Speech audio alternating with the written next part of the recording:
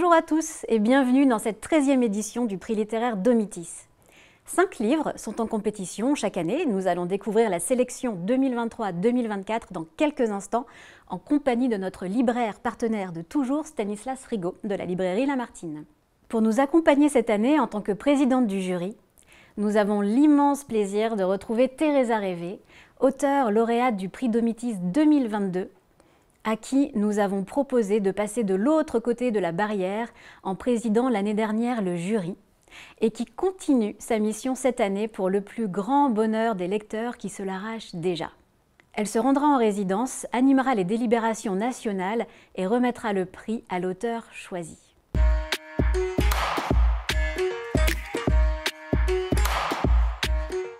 Bonjour Stanislas, bonjour Teresa. Bonjour Hélène. Bonjour Hélène. Alors Stanislas, c'est toujours un plaisir cette rentrée littéraire. Bah oui, c'est toujours un peu un grand moment, puisqu'on a énormément de livres qui paraissent, énormément de romans, et forcément énormément de coups de cœur. Donc autant vous dire que déjà pour la prochaine sélection, on a déjà des grosses pistes. Et à la librairie, comment ça se passe ? Ça se passe bien, c'est une bonne période, on a beaucoup de monde. Et puis, comme on disait, on a beaucoup de bons livres. Hormis la littérature, on réussit à faire effectivement énormément de choses chez les enfants. On a beaucoup de très bons livres de cuisine, on a des documents politiques et historiques qui fonctionnent très bien. Donc on a un bon maillage pour terminer brillamment cette fin d'année. Alors Teresa, nous étions ici ensemble en juin dernier pour remettre le prix à Clara Dupont-Mono. Oui. Et vous avez pris beaucoup de plaisir à échanger avec les résidents qui vous l'ont bien rendu. Ils étaient heureux et en même temps tristes que l'aventure se termine, et vous aussi, je crois. Et j'étais très triste que l'aventure se termine. D'ailleurs, je l'ai dit ici, c'était l'année dernière d'abord une joie de recevoir le prix qui m'avait fait vraiment tellement plaisir, parce que justement c'est un prix des lecteurs et c'est ça l'essentiel et la beauté d'un prix qu'on reçoit lorsqu'on est auteur. Ensuite, d'être présidente du jury, la merveilleuse Gaëlle Nohan, qui avait été avant moi, m'avait dit « tu vas voir, ça va être extraordinaire ». Elle avait raison. Et alors, la cerise sur le gâteau, je suis de retour. et ça, je suis vraiment tellement honorée, flattée et heureuse de pouvoir vivre une nouvelle aventure à vos côtés et avec tous les résidents pour cette magnifique sélection de cette année. Alors vous qui l'avez vécu en tant que lauréate et Oui. présidente du jury, comment est-ce que vous décririez ce prix ? C'est un prix d'échange et de partage nourri par une intensité des lecteurs. J'ai été frappée, bouleversée l'année dernière lorsque j'ai pu me déplacer. J'avais été à Saint-Quentin, j'avais été à Nantes, j'avais été à Marseille et aussi ici à Paris, par la qualité des échanges, l'émotion, l'implication des lecteurs et des lectrices. Et ça, vraiment, on avait eu des échanges pleins d'émotions et très intenses, très sincères. Et j'ai hâte de retrouver ça cette année. Oui, vous allez de nouveau vous déplacer et aller à la rencontre des résidents dans 3 résidences. Avec joie. Alors, comme ils vous connaissent déjà, ils vous ont vu aussi à la remise du prix. Ils sont très nombreux à vouloir vous accueillir cette année. C'est trop gentil. Mais c'est une... réciproque. Il y a une vraie émotion et je crois qu'on le sent vraiment sincère. J'ai déjà une vingtaine de clubs qui s'est proposé pour vous recevoir. Alors, je reçois des lettres de candidature. Non, c'est pas vrai. Je suis trop émue. Je suis trop émue, mais... Ils ont tous leurs arguments. Alors, pour certains, évidemment, on a adoré son roman, on aimerait beaucoup la rencontrer, discuter avec elle. Et maintenant, on est sur... Chez nous, il y a du très bon nougat. Nous, on a de la merde. On a du génépi. Voilà. Donc, ma question est donc, avez-vous le don d'ubiquité ? Eh bien, je vais essayer de le développer cette année. Ce sera nouveau. Mais sachez vraiment que c'est réciproque et que je me réjouis de ces échanges à venir. Je sens qu'on va apprendre beaucoup de choses et qu'on va s'amuser et qu'on va être très émus aussi. Alors, je vous remercie au nom de tout le monde d'avoir accepté d'être de nouveau notre présidente du jury, d'autant plus que cette année, vous êtes très prise puisque vous finalisez votre nouveau roman. Mais oui, cette année, donc ce n'était pas le cas, je n'ai pas publié de roman depuis 4 ans parce que je mets beaucoup de temps, moi, pour écrire et je suis une tortue en écriture. Mais mon prochain roman va paraître début mars, donc ce sera merveilleux dans ces échanges aussi de vous raconter l'émotion qu'on peut avoir lorsqu'on est en écriture, comme l'année dernière, et lorsque le bébé vient au monde. Pour moi, c'est un bébé. et donc, on aura plein de choses à se raconter. On aura la primeur de votre nouveau roman. Absolument. Alors, en attendant de découvrir le vôtre, nous allons maintenant présenter les 5 livres de la sélection de cette année.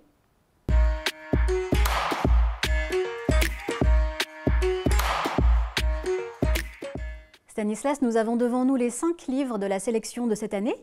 Au départ, vous en aviez présélectionné 13 et comme chaque année, ce sont les lecteurs directement qui cet été ont voté pour obtenir donc cette sélection que vous allez nous présenter tout de suite. Voilà, alors une sélection qui, comme d'habitude, vient d'une sélection de l'équipe de la librairie, coup de cœur de la librairie, qui ont été confortés pendant des semaines, des mois par les coups de cœur de nos lecteurs.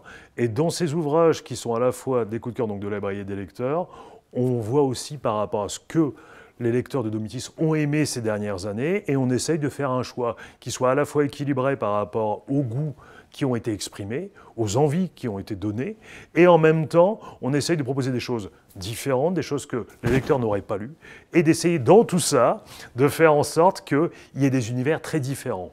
Ainsi, cette année, vous allez avoir avec Alexia Strezzi des Lendemains qui chantent le grand roman historique, traversée flamboyante du XXe siècle, au travers du destin d'un chanteur. C'est une excellente surprise. Alexia Strezzi avait déjà participé il y a quelques années avec son premier roman qui s'appelait Looping à l'époque. Celui-ci est monté d'un cran et je suis très très heureux qu'elle ait été retenue cette année. Vous allez découvrir avec Pierre Adrian Que reviennent ceux qui sont loin. Là, c'est un tout petit livre. C'est quasiment l'opposé de Alexia Strezzi, tout en retenue, tout en émotion, avec une histoire, l'histoire d'un jeune homme qui revient dans sa famille, passer les grandes vacances en Bretagne, dans la maison de famille, avec la grand-mère, les oncles, les tantes, et qui voit ce sentiment de l'âge de l'enfance disparaître progressivement. Et c'est un très joli livre sur la bascule vers la notion d'âge adulte. Après, vous allez avoir, alors c'est une des grandes surprises de cette année, Aslak Nord, avec Le cimetière de la mer, qui est là notre roman policier de cette année, qui a comme caractéristique d'être d'abord un roman étranger. Alors, on dit pas de roman étranger, on est d'accord, hein, ça fait des années. Mais celui-ci a eu effectivement une dérogation parce que l'auteur parle français et que l'auteur habite en France. Donc c'est pour ça que je me suis permis de le lire, excepté en plus le fait que le livre est formidable. Voilà, et qui est à la fois une grande saga familiale et un excellent roman policier, réponse à la dernière page. Donc ça, c'est toujours... voilà, ça, c'est toujours...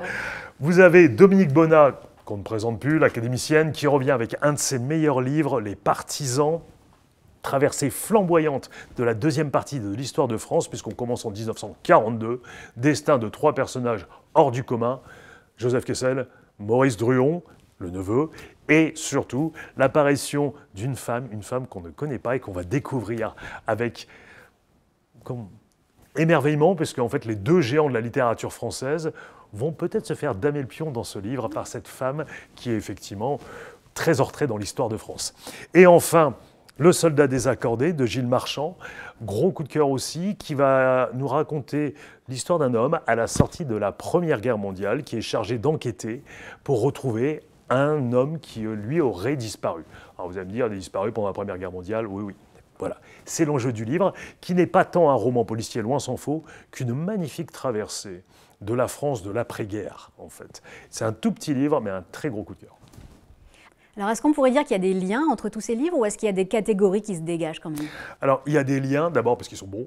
D'ailleurs, premier gros lien, hein, on ne va pas se le cacher. Voilà, le plus important, hein, c'est des livres qu'on a beaucoup aimés. Alors, des liens, oui, parce que l'histoire est présente. Alors, on sait que l'histoire plaît beaucoup dans les jurys Domitis depuis plusieurs années. C'est aussi des voyages autant intérieurs qu'extérieurs. Et s'il y a des liens, l'histoire, le XXe siècle, qu'on retrouve là, le traitement n'a rien à voir. C'est-à-dire que typiquement, Alexia Strezzi, on est parti, voilà, on voit le film qui se déroule devant nos yeux, alors que Le soldat désaccordé, dans cette France qui est assez peu traitée, c'est-à-dire qu'on a souvent des livres sur la Première Guerre mondiale, on a très rarement des livres sur l'après-Première Guerre mondiale, et vraiment l'après juste. En fait, on est à la sortie de la guerre. Et donc, c'est l'originalité de ce livre, là-dessus, qui s'éloigne très rapidement des ombres, par exemple, de Pierre Lemaitre, qu'on aime beaucoup, mais qui a un peu enterré le roman, effectivement, de Première Guerre mondiale, avec l'énorme succès d'Au revoir là-haut. Voilà. Et pareil, Dominique Bonnat, si on commence en 1942, on va s'en éloigner très vite, parce que l'essentiel du livre va se passer après, et la dimension historique. Alors Dominique Bonnat, c'est une biographie. Alors on l'a mis parce qu'elle a énormément de style, énormément de qualités littéraires qui font que c'est une biographie qui se lit comme un roman. Mais c'est une biographie. C'est une demande qu'on a eue souvent de mettre des biographies. Là, l'avantage, c'est que comme on a 3 personnages très différents, on a une biographie plurielle. En fait, ce qui détourne le piège de la biographie, où quand vous avez un personnage, il y a toujours quelqu'un pour dire « Ah bah oui, mais lui, je l'aime pas ». Là, en fait, c'est pas possible. Donc voilà, donc il y a des liens, et en même temps, ils sont tous vraiment très différents. Et aussi, comme on peut le voir en taille, on a des livres assez conséquents, comme le de Dominique Bonnat, qui, de fait, de par ces 3 personnages, est assez gros. Le Pierre Hadrian ou le Gilles Marchand sont tout petits. Et ça donne aussi, je pense, des respirations de lecture totalement différentes. Teresa, vous avez commencé à les lire, ces livres? Moi, j'ai commencé à lire, j'ai déjà eu un coup de cœur, donc je ne dirais évidemment pas. Mais vous ne les avez pas tous lus? Je ne les ai pas tous lus, mais j'ai déjà eu un vrai coup de cœur. Et pour répondre à cette idée de quelque chose qu'on ait déjà vu, on peut dire j'ai déjà tout lu sur la Première Guerre mondiale, sur la Seconde, sur l'entre-deux-guerres ou autre, il y a cette phrase que je trouve assez amusante qui est de toute façon tout a déjà été dit, tout ce qui n'est pas dans la Bible est dans Shakespeare. Alors pour nous auteurs, on se dit mon Dieu, mais donc je n'ai plus de sujet. Non, sachez que dans ces livres que j'ai quand même tous feuilletés, c'est l'approche de l'auteur. Il y a l'émotion de l'auteur qui apporte un éclairage toujours très personnel où les uns et les autres, nous nous reconnaissons. Donc en fait, tout est neuf, tout est ancien, mais tout est neuf. Et qu'est-ce qui vous touche, vous, dans une lecture ? Ce qui me touche, c'est l'équilibre entre ce qu'on me raconte, l'histoire qu'on me raconte et la manière dont on me la raconte. Donc pour moi, le style, l'écriture, le mot, la musique du mot est très importante. Donc il s'est trouvé cet équilibre entre le fond et la forme. Et quand on le trouve, c'est magique. Alors Stanislas, vous avez presque un regard plus technique sur les livres, mais personnellement, qu'est-ce qui vous touche ? Alors, c'est un peu la même chose que pour Teresa. C'est-à-dire que moi, ce que je demande à un livre, c'est qu'il m'emmène. Quel que soit là où il m'emmène, comment il m'emmène, c'est qu'il m'emmène. Ça, c'est vraiment le fait que, malgré des années, ça fait des décennies que je suis libraire, et donc je suis tout le temps en train de lire, et je reste extrêmement poreux à l'émotion, en fait. Et j'adore ça, en fait. Ouvrir un livre et bim, en fait, se dire « Waouh !» C'est un plaisir, mais... Vraiment, c'est ce qui fait ma vie, en fait. Et donc, là-dedans, mais ce plaisir passe aussi bien par l'histoire que par le style, ce qu'évoquait Teresa. Moi, typiquement, le style, pour moi, est un voyage. C'est-à-dire que, typiquement, le Pierre Hadrian, pour moi, a une qualité d'écriture. On est dans un roman qui est très ramassé sur lui-même, qui est très loin de la grande saga, mais qui m'a embarqué avec cette finesse d'écriture. C'est un livre qui m'a beaucoup, beaucoup touché. Et donc voilà, en fait, le plus difficile, je trouve, c'est qu'au bout d'un moment, il faut ne rien attendre. Et réussir à ne rien attendre, c'est pas évident. Parce qu'on a toujours un préjugé, on a toujours un... Et réussir à se faire attraper. Et moi, là, des livres de la rentrée que je viens de lire, il y a des choses qui sont là depuis des semaines et des semaines, en fait, qui m'ont changé, qui m'ont bougé la vision du monde, de mes rapports aux gens. Et c'est ce que j'attends à chaque fois que j'ouvre un livre. Alors ça, malheureusement, ça n'arrive pas à chaque fois. On ne va pas se leurrer. Hein. Il y a quand même beaucoup de livres qui... Bon, bref. Mais en tout cas, l'idée, c'est que ça marche et que ça vous bouleverse, quel que soit le bouleversement, en fait. Rire, pleurs, voilà, allons-y. Depuis toutes ces années, vous ne vous lassez pas de voyager. Voilà, c'est vraiment... je ne sais pas comment font les gens qui ne lisent pas, en fait. Ça reste un mystère. Oui, c'est cette liberté. Et il faut être humble. Il faut être humble lorsqu'on écrit pour essayer de donner nos sentiments, l'histoire qu'on veut raconter. Il faut être humble quand on ouvre un livre et pour le recevoir. Et c'est cette distance qui est très personnelle à chaque fois, mais être prêt à recevoir, nous en tant qu'auteurs ou écrivains, être prêt à donner et être prêt à le recevoir en tant que lecteur. Et tout auteur est avant tout un lecteur. Alors avec ces 5 voyages littéraires, l'année s'annonce vraiment très, très dynamique. Je pense que les débats vont être très riches. En résidence, nous attendons 1500 lecteurs cette année pour être jurés de ce prix littéraire, répartis dans les 160 clubs des résidences, clubs qui d'ailleurs sont ouverts à tous.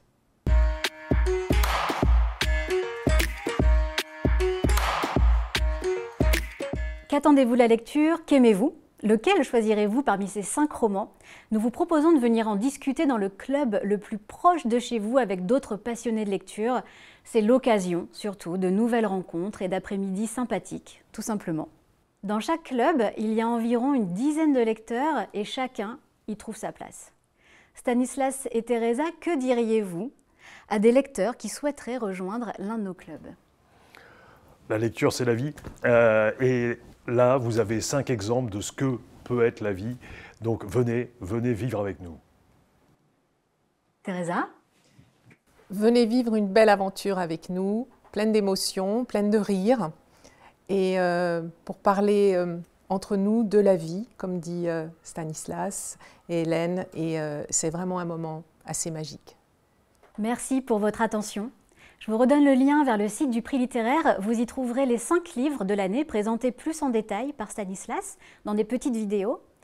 Sont disponibles également les vidéos des éditions passées, rencontres, délibérations, remises de prix. Et avec un accès VIP, vous pourrez commenter sous les livres et échanger avec d'autres lecteurs. Merci beaucoup Stanislas, merci beaucoup Teresa. Merci Hélène. À très Merci, bientôt Hélène. et une très belle année de lecture à tous.